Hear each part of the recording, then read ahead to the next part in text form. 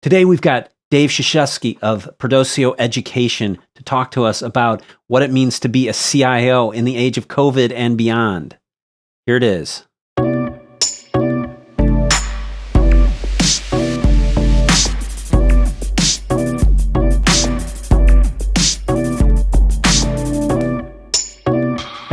Hey everybody, welcome back to another FUTRtech video podcast.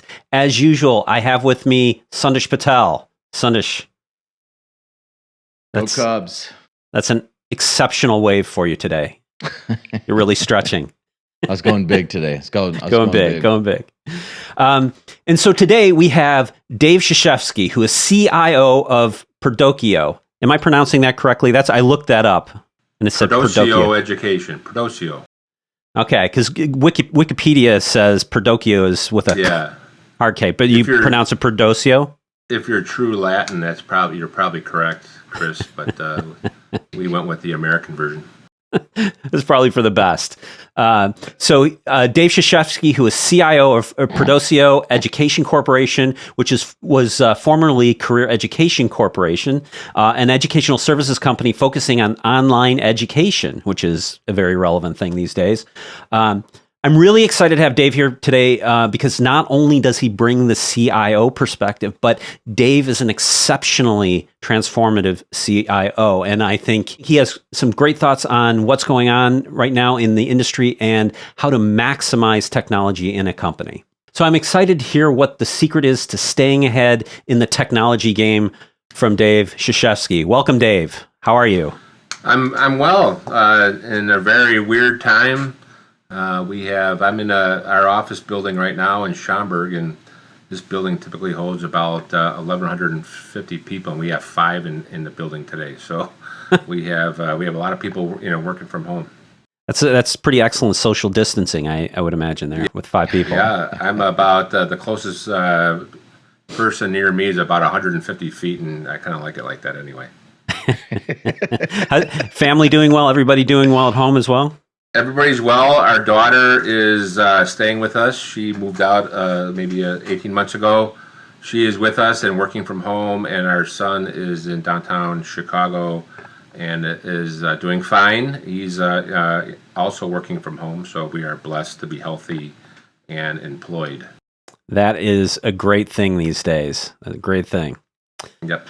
So you sent me a quote earlier, and I thought it was really interesting. It goes, when you're a leader, no matter how long you've been in your role or how hard your journey was to get there, you are merely overhead unless you're bringing out the best in your employees. Unfortunately, many leaders lose sight of this. Now, I know you're a big culture guy, and your employees, everyone I've ever met certainly seems to love working for you. Tell me your perspective on what the role of the CIO is and what it should be during this crisis and in general, because I think you have a great take on that. Well, there's multiple dimensions to that role. There's a lot of your own team, trying to build a team, trying to retain the team. I use what I call the 3 C's: challenge, compensation, and culture. And you have to have those 3 in balance. Mm-hmm. And you have to have you can pay a lot of money, but if your culture isn't very good and it's a sweatshop and stressful and you're not appreciated and there's a lot of blame game and a lot of silos and people aren't working together, it's not a lot of fun. Yeah. If you're not challenged with good projects that actually move the needle for your business and understand what you're doing and how it impacts the business, that's not a lot of fun. Yeah. And you want to be paid appropriately, but which includes not only compensation, but it's also compensation comes in a lot of forms, and you don't always have to, when somebody wants to take an afternoon off or something, you just kind of allow that to happen. You don't have to track every single hour. And, there's a lot of events that we do that are potluck. You know, you pay $5, and we do like a St. Patty's Day. We do Cinco de Mayo. We have a picnic. We do a lot of those things where people can either bring in food or pay the $5, and then the company will, you know, throw in a couple $100, and people seem to enjoy that a great deal. We do a Diwali party for the Indian contingent, which is also open to the entire company. Well, you know, within IT, my wife attends as well, and she wears a sari and dances, and you know, it's a lot of fun. So That's great. so there's a lot of things to that compensation side besides, you know, your straight you know, base pay and you know, and bonus package. But you know, that's your own team. You know, there's a lot of things that a CIO does. You know, you have your boss. You know, my boss is the chief executive of the company, but you have your peers, and every peer is different, and you have to learn how to understand how they work and what's important to them. And more importantly, what I found with executives is they just want the answer. And if you don't have the answer, just say it, you know. And a lot of times, you know, I'll just say you know, to a question, I'll just give a yes or no answer. And then if they want more detail, I'll provide it. And instead of going the other way, as a lot of people want to give the novel first and then the answer last. You know, that's kind of like the opposite of what, you know, of what people like. But you know, the other thing with executives, you know, and these people are responsible for revenue, right? I'm responsible to support their revenue, so I take that in a very serious way. And you have to, if there's issues, words don't matter, actions matter. You know, or there's a project that's in trouble, or you know, they need some help, and it's all about actions. It's not, you know, a lot of people will try to talk their way through a problem, and you can't do that. You have to act. You have to lead and act and get things done. And results matter, and words don't. So a lot of people, you know, you say a CIO, and you know, CIO, it cannot be a veneer. It's got to be depth. You know, you have to be involved. You have to understand your business. You have to understand your people. You have to understand the objectives. You have to understand all those things. And the only way to do that is to be involved. You have to be involved. You know, you got to get into the foxhole. You have to dig a foxhole. You have to, you know, be the one that's taking the water out of the foxhole, you know? Yeah. So, well, you know, that brings about an interesting point, because we've had conversations about this in the past, is that, you know, sometimes in the role of CIO, the challenge is ego. Ego gets in the way, right? And I think you spoke to, you know, how important it is to keep that in check and how you said when you report to the CEO and he asks you a question, you don't have the answer, you just say, I don't have the answer, rather than kind of, you know, making something up or, you know, BSing him. But, you know, also I think the willingness to get in the trenches and dig and bail out that foxhole, like you say, with the rest of your folks speaks to, you know, like checking that ego and just getting in there and doing it with them, you know? Right. That seems like a really important trait. Yeah. And there's a very important thing that I believe, you know, back when I've been in this business since 1986. So I've been in IT for, is that going on 34 years? Is that approximate math? Yep. So that's a long time. And back when I started in the 80s, you know, a CIO was much more of a, you know, a financial manager. And when I started, a CIO, I don't even think they called it CIO. I think they called it director. Yeah. So it was much more of a financial manager that didn't really understand technology. And it was a part of the CFO function as well. Yeah. And as through, you know, the years, you know, it became much more strategic. And I think you have to be technical to be a CIO, but you also have to be a businessman. You also have to be an accountant. You also have to be a people manager, an HR manager. Emotional intelligence is everything. Not everybody's the same. I've seen people treat how they came up through the ranks. Maybe they were always a business analyst and they became an account manager and they became like a VP. They appreciated those roles more than, say, the infrastructure roles. And you have to appreciate the entire depth of the organization and understand everybody in their role. And it's okay to know everybody's name in the entire organization. Yeah. That's an okay thing to do. And say hello in the hallway. Yeah. And understand their role and what they do, and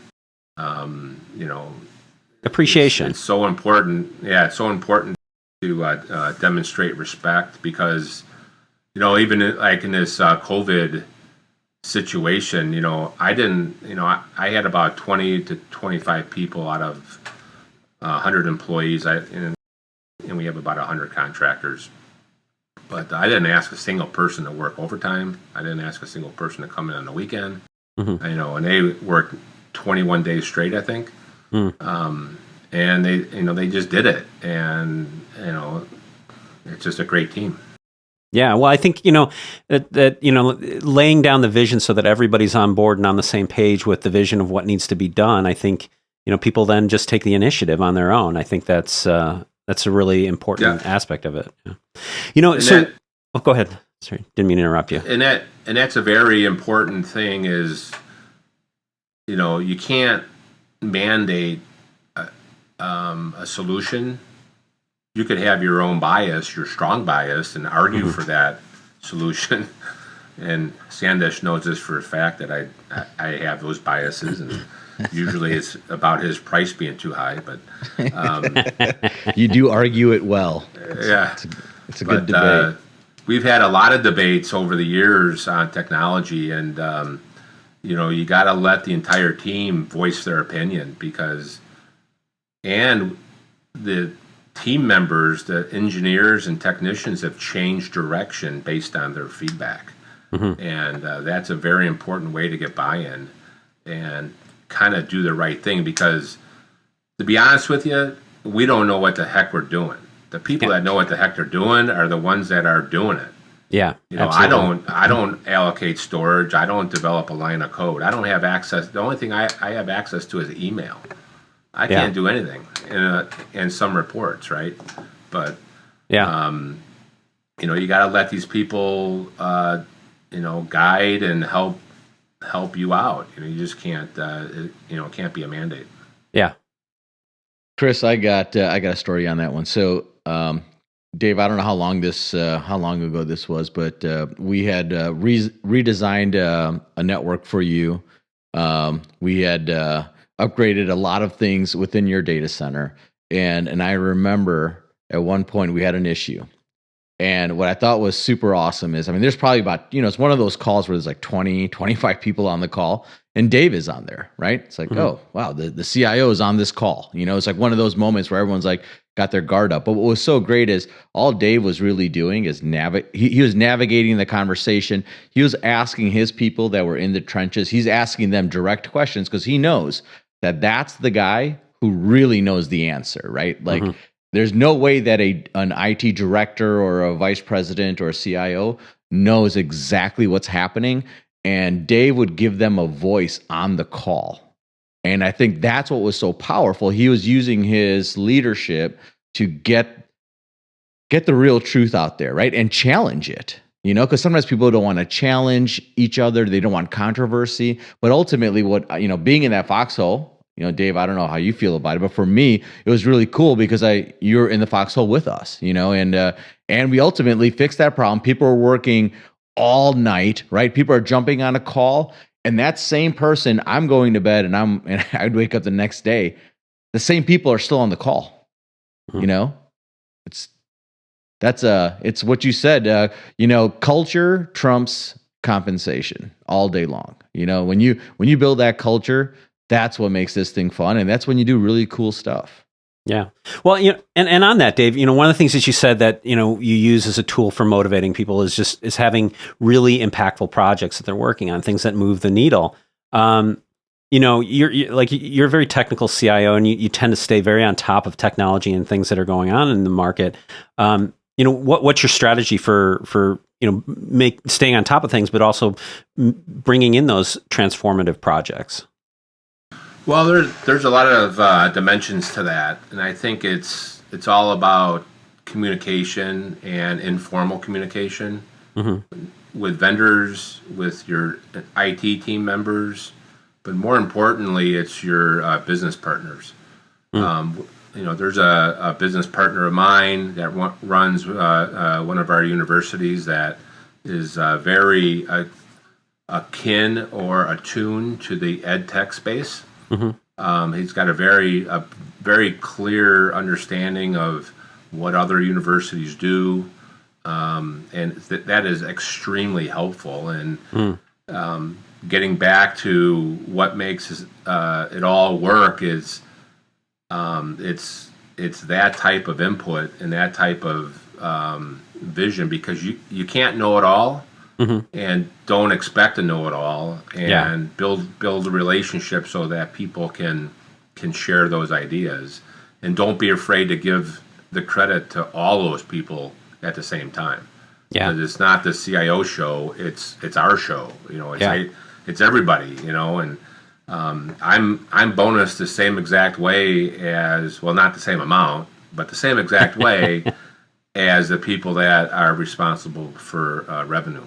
So, another thing on this COVID situation, I was on conference calls, as you can imagine, with our CEO every day since March 12th. And I think the first day that we stopped doing it was Tuesday of this week. And I became the first one on the call, after our CEO would start the call and make a couple comments, I'd be the first one on. So for about 3 weeks there, I was probably the most important person, but I want to get out of that role, 'cause, that's a bright spotlight, isn't it? Yeah. Well, it's but not it shows. fun. Yeah, it shows you how important technology is in solving for these problems. I mean, we talked about this before, that there's if this had happened a few years ago, we would not have been in the position to manage this, right? And this is I made that same exact comment Wednesday in my staff meeting. Was if this happened in 2015, I don't think we make it, because we leveraged the Amazon workspaces. Without Amazon workspaces, because the channels were so dry of laptops and equipment, I don't know if I make it. I'm taking home desktops. I'm letting people, take that home. Well, you have, you're talking about some of the technology you use to get over the hump here on the COVID-19 front. Talk about a little bit about what you leverage to make it all go.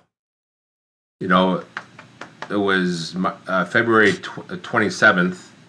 I remember the days now, like it's a tattoo on my brain.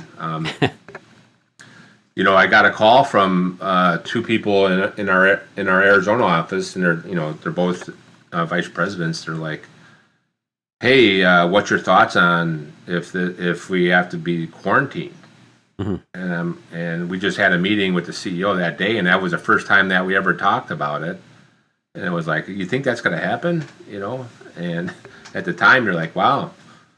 Well, I started thinking about it, and I'm like, guys, I don't have an answer right now. I need some time. So I made calls to one to my desktop person who runs desktops and site operations, one to the guy who runs servers, and another gentleman who's responsible for voice and network.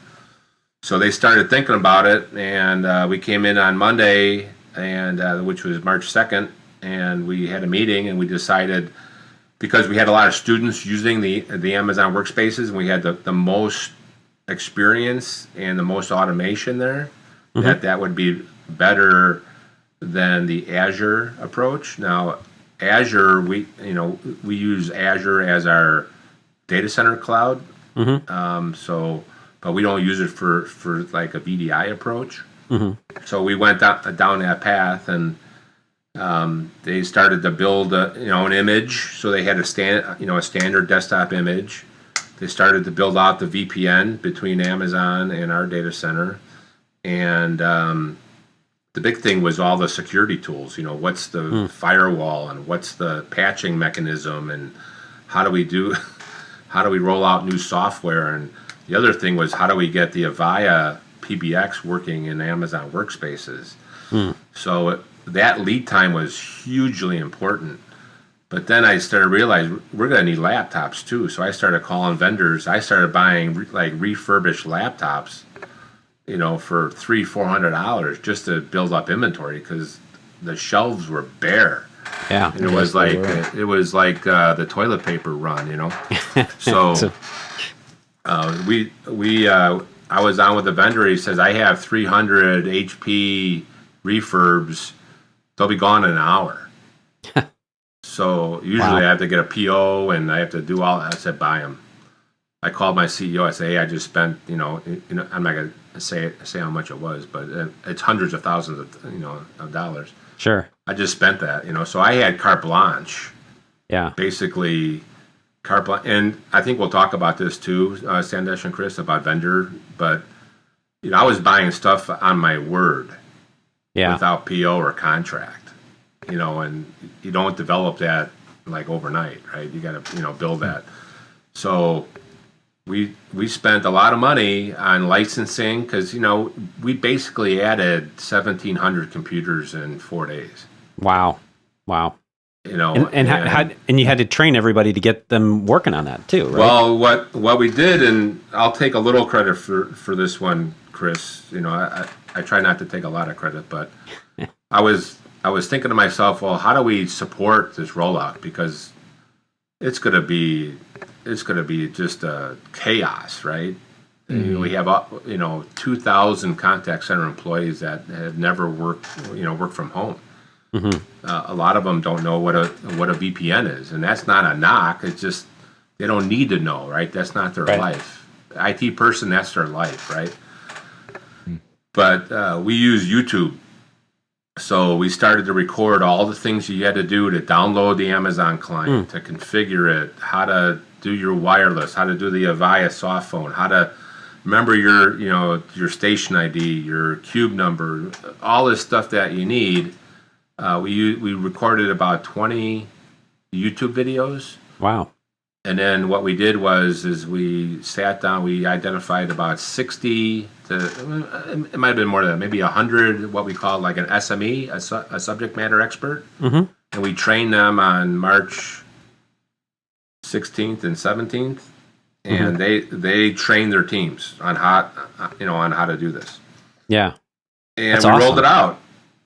And we started the full rollout. So we started testing on March 14th, built all the workstations on the 16th, and we had 100% work from home by the 21st of March.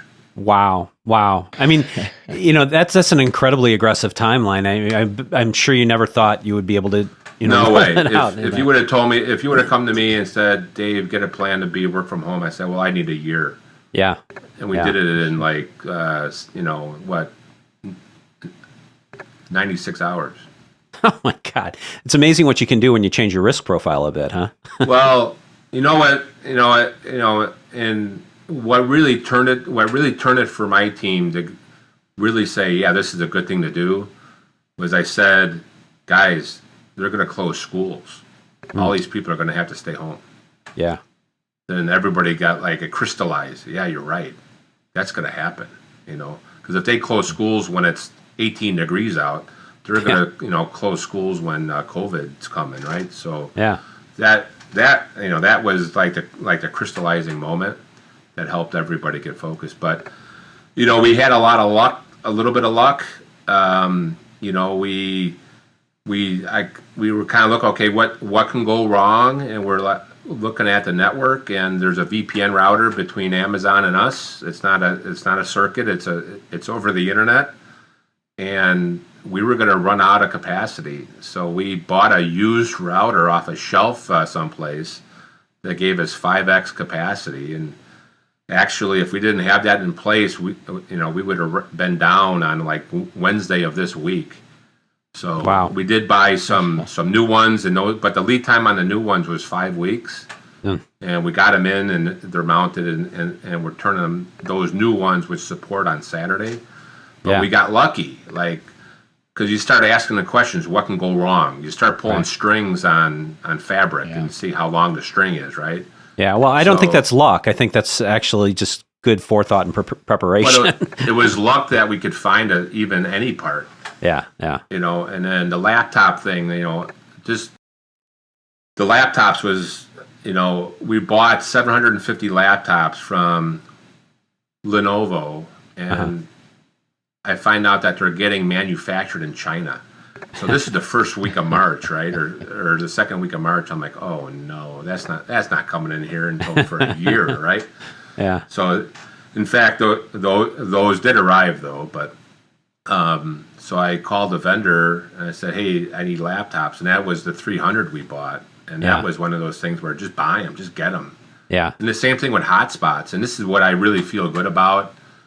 Is there's a lot of our employees that didn't have internet at home. So we bought hotspots, either a cell phone or a true hotspot. And I think we as an organization saved their job. Wow. Because without a hotspot, how can they work if they can't come into the building? And and I don't think the company would have taken action like right away, but if this goes on for, what are we on, a month now? Almost? Goes on for 2 or 3 March months. 12th, right? Yeah. How can you keep them? Yeah. So I feel really good about that we were able to not only save their jobs, but potentially lives too, because we had 4,500 employees. 1,800 of those are adjunct faculty spread out across the country, but so the remaining 2,500 or so, these employees, didn't have to come into work. And our building here holds almost 1,200, and we have another couple of buildings that have hundreds of people in it. So, it made sense to me. So if you like what you saw, please hit like, hit subscribe. That really helps us out. And if you want to get notifications, this is going to be a 2-parter. So if you want a notification for part 2 when it comes up, hit that bell icon and you will get a notification when we post that. And I will see you in the next video.